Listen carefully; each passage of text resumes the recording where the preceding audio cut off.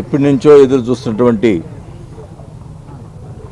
Jagananna colony housing సంబంధించి మన గతంలో ఎర్రజల్ల దగ్గర దాదాపు అక్కడ ఎక్కువ ల్యాండ్ ఉండటం వల్ల, గవర్నమెంట్ ల్యాండ్ ఉండటం వల్ల అక్కడ ఎక్వైర్ చేయడం జరిగింది. మరి ఆ గ్రౌండ్ సంబంధించి గతంలో తెలుగుదేశం ప్రభుత్వంలో అక్కడ అంతకుముందర కాంగ్రెస్ గవర్నమెంట్లో మైనింగ్కి ఇస్తే అది మైనింగ్కి కరెక్ట్ కాదు, చుట్టుపక్కల గ్రామాలు ఉన్నాయి, అది మైనింగ్కి ఇవ్వటానికి లేదు, అది ప్రజలకు ఉపయోగపడేట్టుగా ఏదైనా చేయాలని చెప్పి ఆ రోజు తెలుగుదేశం ప్రభుత్వంలో ఉన్నటువంటి ఆ చుట్టుపక్కల గ్రామంలో ఉన్నటువంటి నాయకులు, తెలుగుదేశం నాయకులు కోర్టులో వేయటం జరిగింది.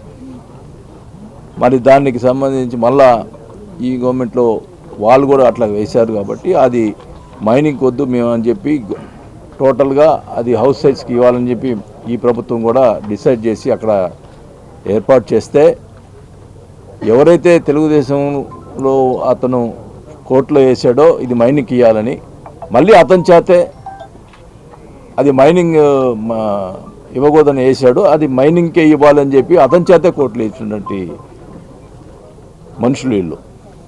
అంటే వాళ్ళ ఉద్దేశం ఏంటంటే పేద ప్రజలకి పట్టాలు ఇవ్వకూడదు, వాళ్ళు ఎవ్వరు మనం ఇవ్వకూడదు.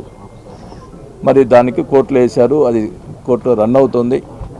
మరి దాని మీద ఇంకా డిలే అవుతుంది, కానీ ప్రజలకి ఇబ్బంది పడుతుంది ప్రజలు. దానికోసం చెప్పి ముఖ్యమంత్రి గారితో మాట్లాడితే, సరే ఓ పని చేయి, ల్యాండ్ మన గవర్నమెంట్ ల్యాండ్ లేదు కాబట్టి ఎక్వైజ్ చేసి టోటల్గా అందరికీ కూడా ఎవరికైతే పట్టాలు ఆ రోజు భరోసా పత్రాలు ఇచ్చామో వాళ్ళందరికీ కూడా పట్టాలు ఇచ్చే కార్యక్రమం చేపడదామని చెప్పి ముఖ్యమంత్రి గారు చెప్పటం, దానికి సంబంధించి 231 కోట్లు డబ్బులు కూడా ఇవ్వటం జరిగింది. దానికి తెలుగుదేశం ప్రభుత్వం ఆ రోజే ఉన్నారు, పట్టాలు ఇస్తామంటున్నారు, అది జరిగే పని కాదు, ఇప్పుడు 230 కోట్లు ముఖ్యమంత్రి ఇచ్చే పని లేదు, పట్టాలు రావు అని చెప్పి ప్రచారం చేశారు. నేను ఒకటే చెప్పాను, నేను కనుక పట్టాలు ఇవ్వలేకపోతే నేను పోటీ కూడా చేయనని చెప్పాను. మరి ముఖ్యమంత్రి గారు ఎన్ని ఇబ్బందులు ఉన్నా అన్నిట్లో ఈ 2 నెలల్లో అమ్మఒడి కార్యక్రమం కానీ, మరి చేయూత కార్యక్రమం కానీ 1000 కోట్లు ప్రజలకి మరి వాళ్ళ అకౌంట్లో వేయాల్సిన పరిస్థితి ఉన్నా కూడా ఆయన ఎట్లా ఇబ్బంది పడి మరి 230 కోట్లు మన ఈ హౌస్ సైట్స్ డబ్బులు వేయటం జరిగింది, కలెక్టర్ గారి అకౌంట్లో వేయటం జరిగింది. దానికి సంబంధించి రైతులకి అందరూ కూడా ఎక్కడ కూడా ప్రాబ్లమ్స్ లేకుండా రైతులకి డైరెక్ట్గా నేరుగా కలెక్టర్ గారు మరి నేరుగా రైతులకు వేయటం జరిగింది. ఇక్కడ చాలామంది రైతులు ఉన్నారు, ఇక్కడ సంబంధించినటువంటి రైతులందరూ కూడా, అదొక పాయింట్. మరి ఈరోజు మళ్ళీ ఏం చేస్తున్నారు, ఎట్లా ఒకటి ఆపాలని చెప్పి పిల్లు వేశారు.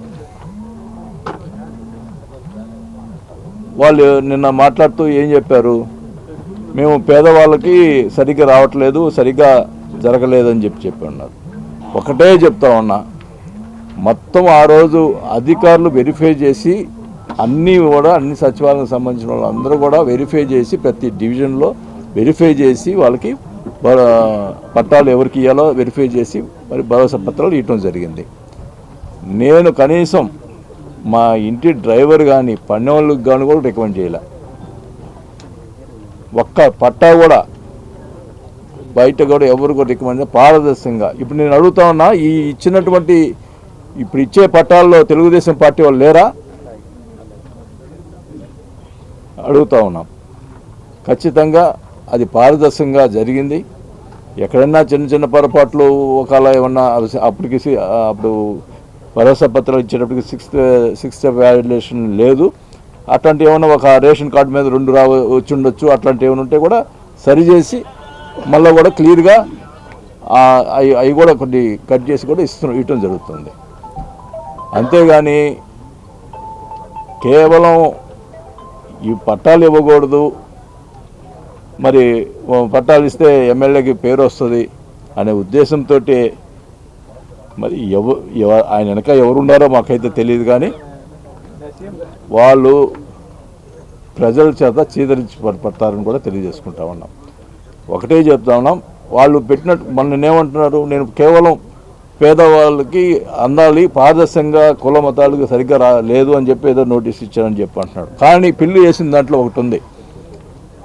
ఒక విషయం ఏం చెప్పారంటే, ఎమ్మెల్యేకి ప్రతి ఎకరాకి 8 లక్షలు రైతులు ఇచ్చారు, రైతుల దగ్గర 8 లక్షలు తీసుకున్నారు అని చెప్పి పిల్లి వేశారు. ఈ ల్యాండ్లో సంబంధించి ఒక వైసీపీ వాళ్ళు కాదు, తెలుగుదేశం వాళ్ళు కూడా ఉన్నారు ఈ ల్యాండ్ ఎక్వైర్ చేసిన వాళ్ళలో. వాళ్ళనైనా ఎవరైనా ఒక్క మనిషి వచ్చి ఎమ్మెల్యే గారు ₹1 తీసుకున్నాడని చెప్తే నేను రాజకీయాల నుంచి విరమిస్తా. ₹1 సిగ్గు లేదా మీకు ఆ రకంగా కోట్లు వేయటానికి? చెప్పమనండి ఇక్కడ ఉన్న రైతులు ఎవరినైనా. నేరుగా కలెక్టర్ గారి అకౌంట్ నుంచి వాళ్ళ అకౌంట్లో పడ్డాయి డబ్బులు అంటే ప్రజల్ని మోసం చేస్తారా మీరు? అంత రైతులు దగ్గర డబ్బులు తీసుకొని రాజకీయం చేస్తే ఇన్ని సంవత్సరాలు, ఇక్కడ 30 సంవత్సరాలు ఎమ్మెల్యేగా ఉంటామా ఏమిటా? అంతకంటే నీచమైన బతుకుందా? రైతుల దగ్గర డబ్బులు తీసుకునేదేంటి? ఏ రకంగా వేస్తారు? పట్టాలు ఆపేదానికి రకరకాల ప్రయత్నాలు చేస్తూ ఉన్నారు. ఎన్ని ప్రయత్నాలు చేసినా ఒకటే చెప్తున్నాను, పట్టాలు మళ్ళీ అన్నీ కూడా అందరికి కూడా చెప్పిన మాట ప్రకారం పట్టాలు ఇచ్చి తీర్తామని కూడా తెలియజేసుకుంటా ఉన్నాం. నేను ఒకవేళ మీకు అంత బాధగా ఉంటే నేను రాజకీయాల నుంచి పోటీ కూడా చేయకుండా, కానీ రైతులు మట్టుకి మరి పేద ప్రజల మటుకు పట్టాలు ఇచ్చే కార్యక్రమం మటుకు చేసి తీర్తామని చెప్పి కూడా నేను తెలియజేసుకుంటా ఉన్నాం. ఎవరిని కూడా నేను ఎక్కువ ఎవరు చేశారు అనేది ప్రజలకే తెలుసు, ఎవరు చేస్తున్నారు ఇది అనేది ఖచ్చితంగా కూడా ప్రజలు వాళ్ళకి బుద్ధి చెప్తారని కూడా తెలియజేసుకుంటా ఉన్నాం. ఖచ్చితంగా మేము రేపు 20వ తేదీ ముఖ్యమంత్రి గారు వస్తున్నారు. మరి మేము ఎందుకు ఇంత తొందరగా చేయాల్సి వస్తుందంటే వాళ్ళు ఏమి చేస్తున్నారో అర్థం కావట్లా, పేద ప్రజలకు అన్యాయం చేసేదానికి ప్రయత్నం చేస్తున్నారు కాబట్టి మేము పట్టాలు ఇస్తున్నాం. 20వ తేదీ సీఎం గారి చేతుల మీదుగా స్టార్ట్ చేసుకొని తర్వాత ప్రతి డివిజన్లో కూడా పట్టాలు ఇచ్చే కార్యక్రమం చేపడతామని కూడా తెలియజేసుకుంటాం. 20 అది ఇందాక కరెక్ట్గా 25th అన్నట్టుగా మీకు మాకు అనిపించింది. 20th. నేను ఇంకోటి కూడా చెప్తా ఉన్నా, ఇప్పుడు కొత్తగా సచివాలయంలో ఇంకా కూడా 6-7 మంది దాకా, ఏం సార్ అంతేనా, 6-7 మంది దాకా అప్లై చేస్తున్నారు. ఇప్పుడు కూడా మేము 2000 చిల్లర దాకా ప్రొవిజన్ పెట్టున్నాము. ఎవరైతే అర్హులు ఉన్నారో, ఎవరైతే మన తర్వాత వెరిఫికేషన్ చేసినవి వాళ్ళు అర్హులు ఉన్నారో, తర్వాత నెక్స్ట్ 90 days దాంట్లో వచ్చిన వాళ్ళు కానీ ఈ మధ్య అప్లై చేసిన వాళ్ళు ఖచ్చితంగా వాళ్ళు కూడా అర్హులు వాళ్ళు అందరికి కూడా ఇస్తాం. అవసరమైతే ఇంకా కూడా అర్హులు ఉంటే కూడా ముఖ్యమంత్రి గారితో మాట్లాడి ఇంకా డబ్బులు తీసుకొని తప్పకుండా అందరికి కూడా ఒంగోలులో ఇంకా గుడిసె అనేది ఉండకూడదు. ప్రతి ఒక్కరు కూడా పక్కా ఇల్లు ఉండాలి. ఎవరు పేదవాళ్ళు లేకుండా చేస్తామని చెప్పి కూడా ఇల్లు వాటికి కంపల్సరీగా అన్ని వసతులతోటి. ఇప్పుడు ఆల్రెడీ ఇప్పుడు మనకు కలెక్టర్గా వచ్చినప్పుడు సార్ మనం ఫ్యూచర్లో ఈ శ్మశానం కానీ ఇవన్నీ కూడా అవసరం కాబట్టి ఇప్పుడే ల్యాండ్ ఎక్కువ చేద్దామని చెప్పి కూడా కలెక్టర్ గారు చెప్పారు. అట్లానే చేద్దామని చెప్పినాం. శ్మశానానికి మన ఆల్రెడీ పార్క్కి ఇవి అన్ని కూడా ఎమ్యూనిటీస్, ఆల్ ఎమ్యూనిటీస్, ఇప్పుడు గ్రేటర్ కమ్యూనిటీలో ఏ ఎమ్యూనిటీస్ ఉంటాయో ఆ ఎమ్యూనిటీస్ కూడా అన్నీ పెట్టి పక్కా కూడా పేదలందరూ కూడా ఒక మంచి కాలనీగా ఒక టౌన్షిప్ అనేది ఏర్పాటు చేయడం జరుగుతుంది. 2 టౌన్షిప్లు మనం మొత్తం కూడా ఇవ్వటం జరుగుతుందని కూడా తెలియజేస్తాం.